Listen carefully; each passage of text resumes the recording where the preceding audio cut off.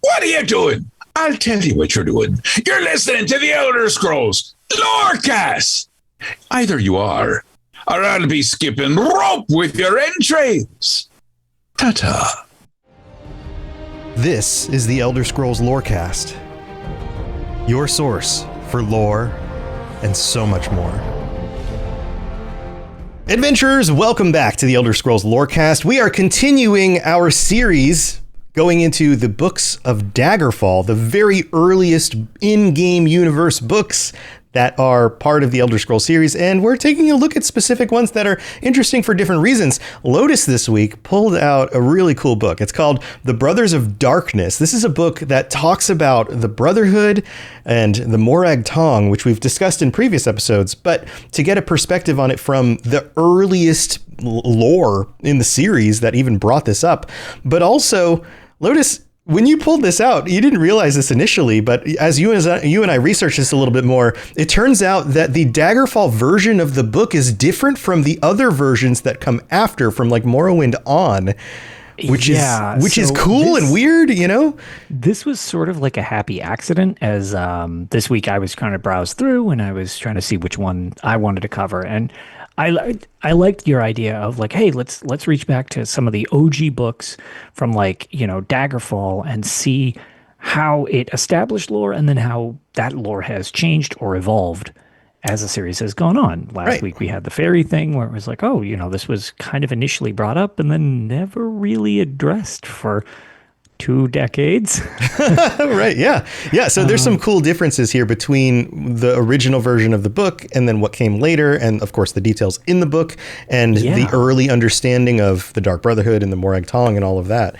So right. It's a fun I pick. only kind of was referencing it from the Morrowind perspective of like, we, like you said, we've discussed this duality before where it's like, okay, well, the Morag Tong is similar but a little more structured than the Dark Brotherhood, and there's these other things. You can listen to that episode if you're interested in stuff like that. But I was just like, oh, it's kind of cool to see how this started. And then, yeah, to your point, you ended up finding that it's like, this book's actually changed over time. So this is super on brand. I was like, beautiful. We'll pretend I planned that. Yeah, it was a happy accident. And so we're going to get into all the details. So welcome. We should call this Daggerfall Bookclub. Right, Daggerfall Bookclub. I like it. Yeah, so welcome back to Daggerfall Bookclub, Book 2, The Brothers of Darkness by Pallarne Assi, Pallarneassi. Now, Lotus, I looked into this. Pallarne Assi has only written this book and I guess revised it because is also the author of the revised version. He apparently didn't like his own work. Yeah, I guess so. Changed it? Yeah, I guess so. And again, this is another one of those names that I'm not really sure of the race. Do you have any speculation on Pallarne Assi? I was going to say that last name is killing me right now. So, like, I'm guessing, I don't know. Are we going back to, is it a Seishi writing this? Like, we doing something weird here? Maybe. Like, I mean, these weird names, right? Pallarne almost seems like Imperial. Assi seems foreign-ish, so right, Redguard-ish maybe. It could potentially be Redguard. Not as vanilla as some of the other, Manish races. Right, yeah. Exactly. I don't know. So it's hard to tell, especially in the older, I should say, in the older episodes of the series, just because some of these areas aren't even that fleshed out yet. So like. Yeah. If somebody has an idea for something, like I was just joking, like, okay, what about a Seishi? Well, it's not super established just yet, some of the lore we have around that. So it could just be somebody's thoughts that then turned into it. It could be some undiscernible race that they didn't really elaborate on the time or have fully fleshed out. Right. Just a fun name they picked because they weren't even really thinking about it. And correct. The real world writer here is Ted Peterson. So this is a Ted Peterson authored actual, out of lore book. Yes, out of lore book. But here, let's get into it because, and I've got a fun new feature. I've got, check this out. Boop, the text pops up on the screen. Now you can read along if you're watching the video version. I was going to say, a fun treat for the video. Yeah. So here, I'm going to read it out. Of course, Lotus is going to chime in. We'll discuss each paragraph as we go. But here, let's start it off. As name suggests, the Dark Brotherhood has a history shrouded in obfuscation. Such a fun word. Their ways are secret to those who are not brothers of the order. Brothers in the generic term. Some of the deadliest of the assassins are female, but they are called brothers as well. How they continue to exist in shadow, but can be easily found by those desperate enough to pay for their services, is not the least of their mysteries. So this kicks off our little story here. And I would imagine playing Daggerfall, you don't have the background we have with the Dark Brotherhood and understanding how all of that stuff works or any of that. So they have to clarify these little details about, like, they're all brothers, but women also. Yeah, brothers in the general term, like they say. And the other thing that is kind of interesting is because of time and place of Daggerfall, you got to keep in mind that a lot of the shadowy characters are just super emo. Like it was the 90s. Yes, they're all edgelords and just all sorts of ridiculous stuff. Man, and Marco, you can't even see his face. He's just shrouded in like a cloak. So yeah, Jenko jeans and chain wallets. Chain. Mm-hmm. Yeah. Yep. All over the place. I feel personally called black out. eyeliner. Yeah. Yep. All right, let's move on to the second paragraph because things are going to get more interesting as we go. The Dark Brotherhood sprang from a religious order, the Morag Tong. Boom, right there in this book, in the second game in the series. Yeah. The Dark Brotherhood planned right from the start, pretty much. Right. Sprang from the Morag Tong during the Second Era. The Morag Tong were worshippers of the dangerous spirit, Mephala, not Daedric Prince, dangerous spirit, who encouraged them to commit ritual murders. In their early years, they were as disorganized as cultists usually are. There was no one to lead the group, and as a group, they dared not murder any of any importance. This changed with the rise of the Night Mother. Oh, Night Mother. Any notes on this one? I was going to say, I feel like we could bring in like a really annoying Cicero thing or something like that there, but then I won't want to listen to this. Yes, true. Yeah, we would turn away like, I don't know, a good 30% of our listeners. Yeah, and then there's always the Cicero apologists. Yeah, we would make another 30% of our listeners super happy about that. Yeah, but no, it's just kind of interesting because again, some of these, as we're talking about right out the gate with the opening two paragraphs, these have been organized pretty much set in stone right from the beginning. There are definitely some hard and fast things that have not changed. We'll get into the things that have shifted, but like right out the gate, it's just like this lore has started right from the beginning and lingered through the series. Right. Immediately they descended from the Morag Tong. They sprang from the Morag Tong. It was in the Second Era. Mephala is connected, and there's a Night Mother. Yes. And they're going to get a little bit more into that as we go. But here, let's move on to the next paragraph. Whoop, it just moves on the screen. Isn't that fun? It's lovely. All leaders of the Morag Tong and then the Dark Brotherhood have been called the Night Mother. Notice the way this is phrased. It feels peculiar, right? Yeah, now right out the gate, now this is going to start getting weird. Yeah. Whether the same woman has commanded the Dark Brotherhood since the Second Era is unknown. What is believed is that the original Night Mother developed an important belief of the Morag Tong. And we'll go ahead and get the next paragraph and kind of summarize both of these.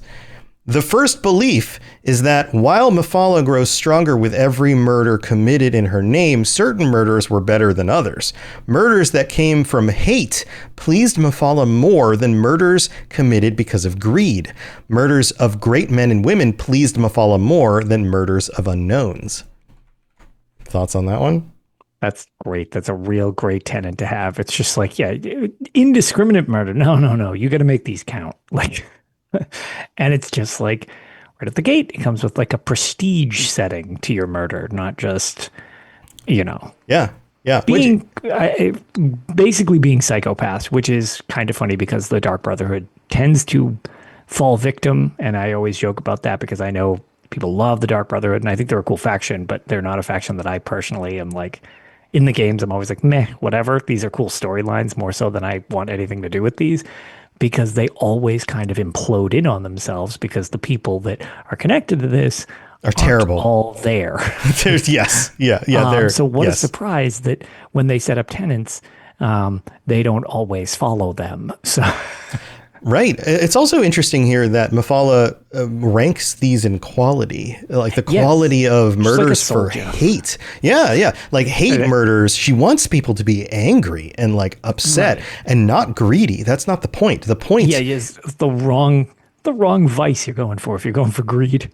Right. And then also the more important the people are, the better off like the happier she is. Like, it's one thing to murder the bum down on the road, but yeah, nobody knows about the bum. But you murder the emperor, you make Mephala real happy. Right. Bigger risk, bigger reward type of deal in her eyes. The thing that's also interesting is just in general, I like the idea of like this tiered quote unquote level that the game, I mean, they're games, so they have this like leveling, and leveling is fun for a lot of people. And that weird concept is built into so many of the features of the world, where it's like, I joked about the Soul Gem thing that we had a whole episode on, and now it's just like, yeah, there's like level quality to the things you do in the world, and it actually matters, which is kind of interesting. Yeah. Rob in chat says, you say hate, I say passionate murder. Yes, very, very nice. Very nice. There's also a discussion going on in chat that we can't really address because it's not part of this episode, but it's about Daedric princes and if they even acknowledge that Sithis is a thing, if there's any... that's an interesting question. Maybe something worth digging into in the future. I was going to say, that could be a fun episode. Yeah. But back on track. We got to get back on track there. So let's continue on. We can approximate the time this belief was adopted with the first known murder committed by the Morag Tong. In the year 324 of the Second Era, the potentate Versidu Shai was murdered in his palace in what is today the Elsewhere Kingdom of Senchal. Interesting references that are still accurate. In a brash move, the Night Mother announced the identity of the murderers by painting Morag Tong on the walls of with the potentate's blood. Notice it says the Night Mother announced the identity and painted on the walls, which feels so different than our interaction with the Night Mother in the games, or at least in the more recent games.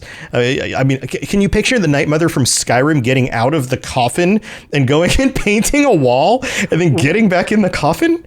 Right, as is, if you don't, hit her with the spray bottle, I feel like she's just going to like turn to dust. So it's like that same person, not that far before, is apparently getting out of this situation by not only murdering the potentate, but then like drawing a mural, essentially, like graffiti tagging the wall with his blood. It's like, that's a pretty involved murder. And only a few hundred years before the events of Elder Scrolls Online. So so after, not before. Oh, after. No. So this event with Night Mother happened before Elder Scrolls Online hit after. Yes. Just in case that was confusing, just because that's real jumping around on the time. Correct. Yeah, just to be clear. Yeah. Yeah, exactly. So it's like that's pretty close to like the timeline of some of the earliest.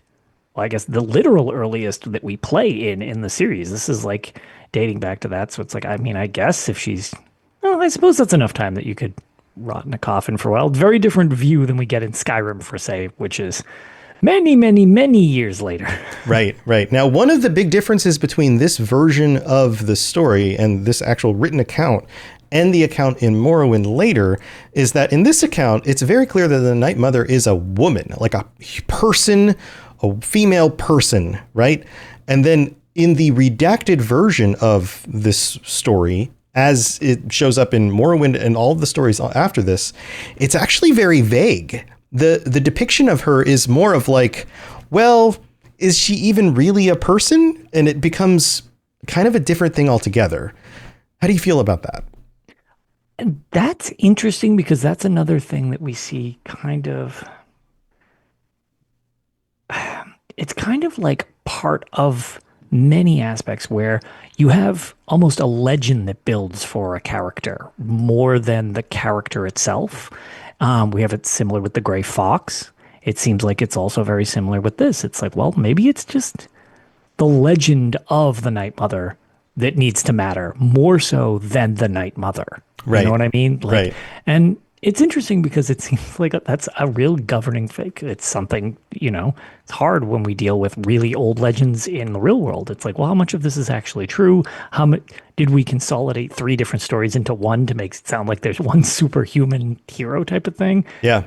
How much of this is actually done and then how it evolves over time is kind of an interesting theory because oftentimes it's just like, well, it's the legend that needs to matter because that's what will I don't know if I'd say inspire with the Dark Brotherhood or Morag Tong, but sure, we'll say inspire.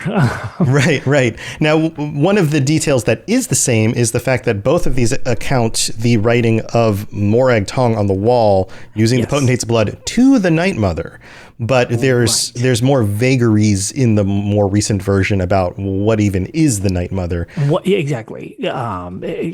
Because again, it's just like, and this is, a pretty big step because it's such a high profile murder, which we were just talking about, mattering to Mafalda.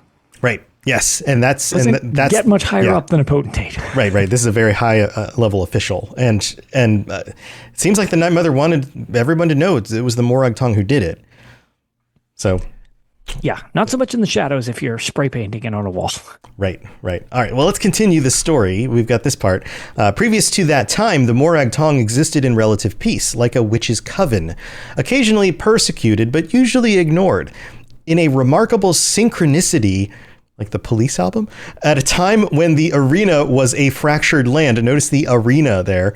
The Morag Tong was outlawed throughout the continent. Every sovereign gave the cult's elimination his highest priority. Nothing more was officially heard of them for 100 years. So in this version, Tamriel is still called the Arena, just like in the very first Elder Scrolls game, Arena, which is the name of, they've justified it as, we've talked about this before. Originally, the game was designed to be kind of like an arena battle game, and then they expanded it out to this open world setting of this entire continent, and then they called the continent full RPG. Right. Yeah. And then they're like, okay, well, the continent is called the arena, because everyone's just fighting each other, and life is so terrible and difficult. Super brutal. And violent. All this stuff. Yeah. And then it just sort of became a nickname, and it's actually called Tamriel. Right. So that is one of the changes between this version and the next version, is that in the second version, it's not the arena. In fact, they redacted that on purpose for Morrowind, which kind of conveys the idea that they're backing out of the idea that anybody called Tamriel the arena at all, or at least at the timing of this writing in the second era, it was no longer being called that. Yeah, it's definitely a thing that they've gently nudged out of the picture as much as possible. Yeah. All right, let's continue on. We've got this next paragraph. This is a bigger one. It is more difficult to date the era when the Morag Tong reemerged as the Dark Brotherhood. Notice the direct line there. They disappeared as the Morag Tong reemerged as the Dark Brotherhood, which feels not completely accurate to the bigger picture of the lore anymore. Right, because at several points we know for a fact that the Dark Brotherhood and the Morag Tong exist at the same time and occasionally kind of come into conflict. Right. Assassin guilds have sporadically appeared throughout the history of Tamriel. The first mention of the Dark Brotherhood that I have found is from the journals of the Blood Queen. Oh, here we go. Arlimahera of Hegeth. She spoke of slaying her enemies by her own hand, or, if necessary, with the help of the Night Mother and her Dark Brotherhood, the secret arsenal my family has employed since my grandfather's time. Arlimahera wrote this in the Second Era 412, so one can surmise that the Dark Brotherhood had been in existence, misspelled, since at least 360 if her grandfather truly used them. So a few little differences here. The spellings are fixed in the newer version, which would make sense if somebody wrote this and they redacted what they wrote and they wanted to just fix some accidental misspellings, right? So in universe, that kind of makes sense. But this is interesting. This idea that it's not so much that the Dark Brotherhood just kind of are a broken splinter group of the Morag Tong. It's almost like they disappeared as one thing because, I don't know, they got a bad rap and then reemerged as something like they rebranded, like in modern terms. That's what I was about to say. It's like a rebranding. It's like, ooh, that. It's one of those things when Comcast generally had such a bad, reputation that they tried to sort of blend into hey, no, we're Xfinity now type of deal. Yeah. And it's just kind of funny because it's like, well, I think people might still know that you're the same thing and it's not all removed. So there's still some traces of it, but it's kind of funny. Like the rebranding idea is kind of a funny way of putting exactly what they did. Yeah. Like the DCEU becoming the DCU. Right. Yeah, like everyone didn't like those movies, Morag Tong. Try again. Yeah, let's do that. Okay, so the potentate was too much. All right, let's rein it back in. We'll show back up later. We'll try something a little low key for a while, and then we'll go for an emperor and really mess things up in in the fourth era. Yeah, absolutely.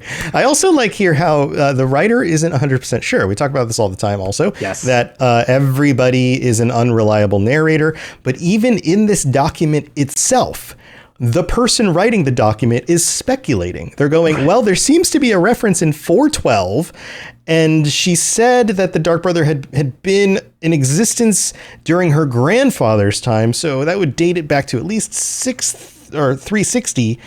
So, but we don't really know. It's kind of like we're looking back on history from a much later point, trying to put the pieces together, which is how real world old documents work.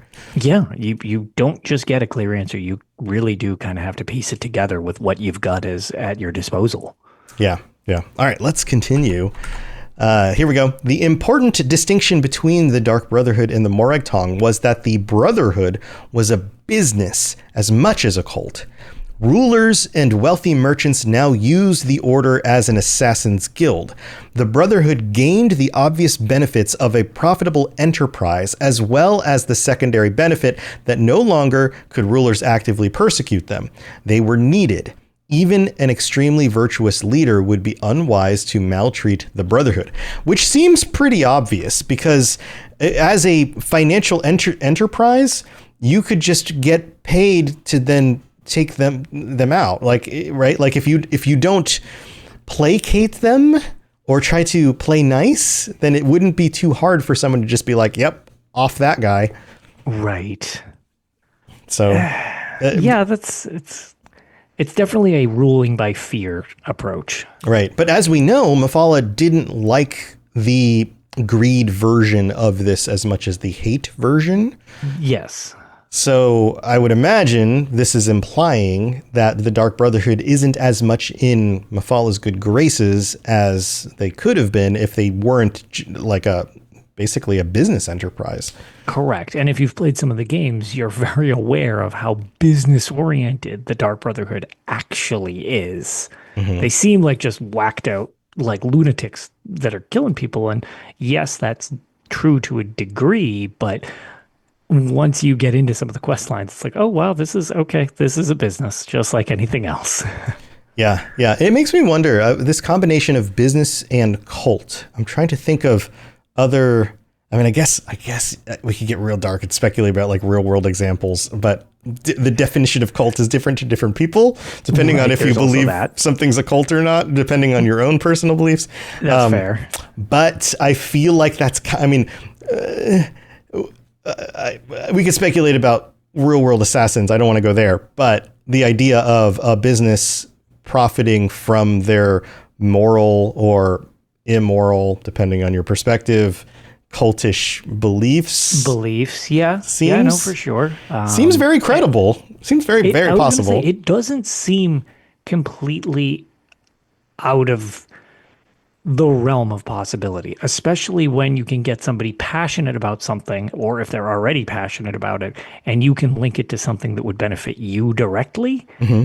That's generally a way of like, okay, well, if we'll just use Astrid, for example, as like one of the most well-known Dark Brotherhood people who's leading stuff. And it's like, well, if she wants to turn a profit, for example, and she can make that connection with somebody, and then she basically uses them for her business venture, you can get that connection where it's just like, okay, well, this is just it. This is a thing, somebody's passionate about like being a serial killer or something really screwed up like that.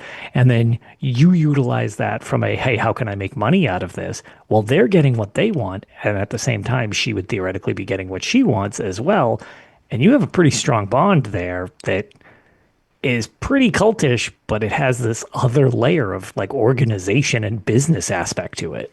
Yeah. I also, when you think about the events of the Dark Brotherhood in games like Oblivion or Skyrim, I can see how there could be absolutely tensions between the business aspect, the personal wants and motivations of the individual members, and then what the Night Mother wants. That seems to be a regular kind of storyline, is that all of those agendas don't in fact, often don't line up. Yeah, they're frequently at odds. Yeah. Yeah. So, and we have the origins of that in this document, which is kind of cool. Yeah. So, yeah. All right. Let's continue on.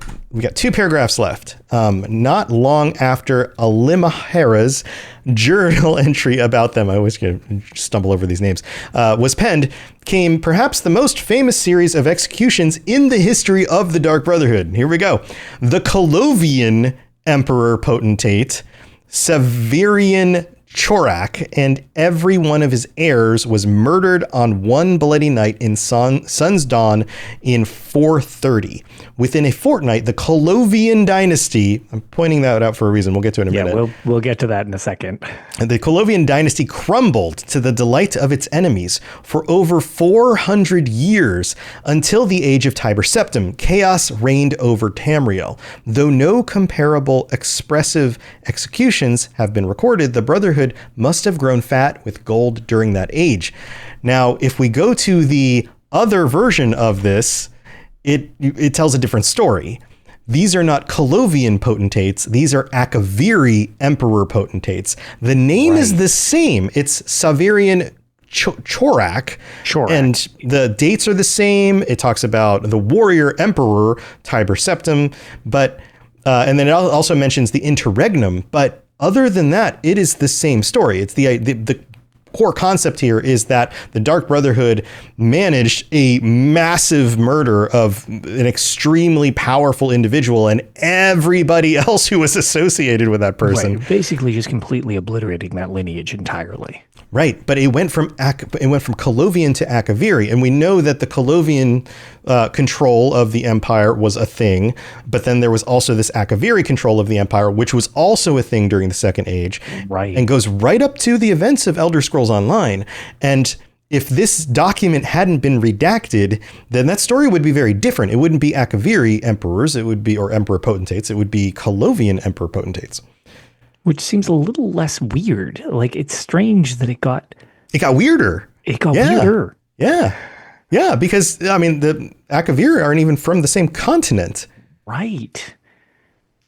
Very interesting change to the lore on that one, where it's just kind of like, what, I guess, since you have the disparity on things, but it brings into question, which one is the case, I guess? Mm-hmm. Like... Mm-hmm. I would.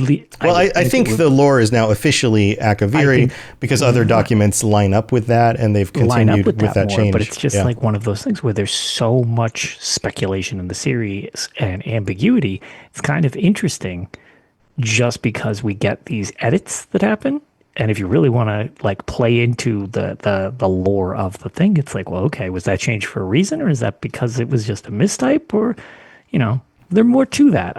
I like that change quite a bit. Yeah, and they specifically are pointing out in the updated version that this was during the interregnum, not just during the Second Age, during the interregnum, the period where there was no emperor and everyone was vying for control, which is the whole story of ESO, basically. So, but that goes all the way back to Morrowind. But it kind of implies that was worth pointing out for the stories that they were working on from Morrowind on in order to tie all that together, but also that they didn't have the idea of the interregnum necessarily, may or may not have, during the time of Daggerfall. Now, I actually didn't tell you about this one in advance, so I'll see what your thoughts are on this. It's a secret, a surprise? Yeah, you're usually the one to throw out these wacky, zany, like theories, like lore theories? Yeah. So here's my theory. Nice. At the end of Daggerfall was our first introduction to a dragon break, because they needed to tie in all the endings of your choices, because there were 7 endings, if I'm remembering correctly. I feel like that's right. Yeah. Yeah, I think there's 7 endings to Daggerfall. What if that change happened as a result of the dragon break? What if it might have been one thing in one timeline and a different one in a different timeline? Huh.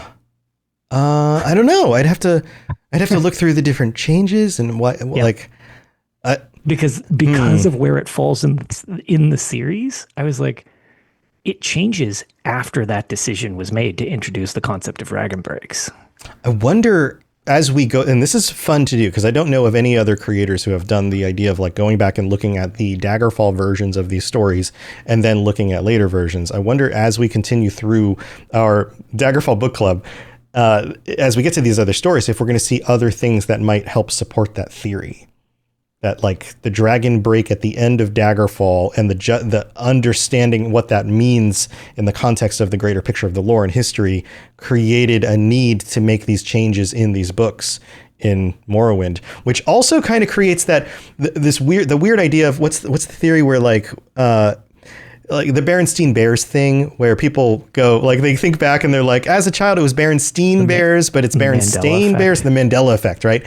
Is there a real world Mandela effect thing happening like in this fictional world? Like, is that something? That's really makes funny. you wonder. Makes you wonder. Yeah. And as we've talked about before, they started fleshing out a lot of these theories during the development of Daggerfall, but it really wasn't until the time between Daggerfall and Morrowind that the version of the lore that seems much more commonly upheld as canon was really solidified by the team and kind of expanded on. So what if these things are redactions just from a creator standpoint? Just go like, no, we would rather have this be the story. And what are other things that maybe actually in world changes, like actually redacting a book because the writer needed to update it because something crazy happened, like a dragon break? That's a really interesting question. Yeah, for sure. All right. One last paragraph. This is how it ends. The Dark Brotherhood has no shortage of business opportunities. And accounting, I have been informed, is the Brotherhood's favorite euphemism for an execution. I love that. You have to pay your accountant. You know what I mean? While they are officially considered an unlawful organization in every corner of the empire, like the Thieves Guild, they are almost as universally tolerated. Period. Done. End of story. I love. Can you think of any examples of when they've said like accounting instead of execution in any of the more recent games? I feel like that's sanitation worker instead of garbage man, just like in execution terms. Right. But also like that would mean that you're hiring an accountant. Like your blood ritual would be paying the accountants. Like what? Why is there like a heart on the ground with bones and weird candles? And I just had to pay the accountant. Don't worry about it. If you're paying in blood is a term people use. Yeah, that's true. Or, being, bleeding because of expenses. Whew. All right. So there you go. Any other thoughts on this? The Brothers of Darkness. No, I love that most of this has been just like set in stone from the beginning with just interesting little adaptations as the series has gone on. Yeah, it's also interesting because there are still changes between the versions from Morrowind onward. It's a subtle thing. For example, the very last paragraph only shows up in the Morrowind and ESO version, but was left out of the Oblivion and Skyrim version. That was the paragraph I just read about the Dark Brotherhood. No shortage of business opportunities, accounting being tolerated, like the Thieves Guild, that kind of thing. So it's curious. I also don't know why you would just choose to pull that paragraph out of a version in Oblivion. Why that paragraph specifically later in the series? Right, because I don't feel like any of that is incorrect, even if they didn't make any specific character say accounting for execution, and swapping the terminology. It doesn't mean you need to pull a paragraph out of a book.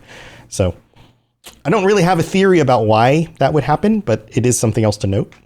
Yeah, and just like how many parts are added or subtracted based on game, not even necessarily based on game in any specific order, is what makes this such an interesting book.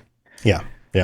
All right. Well, that's Brothers of Darkness by Polarny Asi, and we will continue on with our book club next week. But let's take a quick break. We've got to go thank our patrons.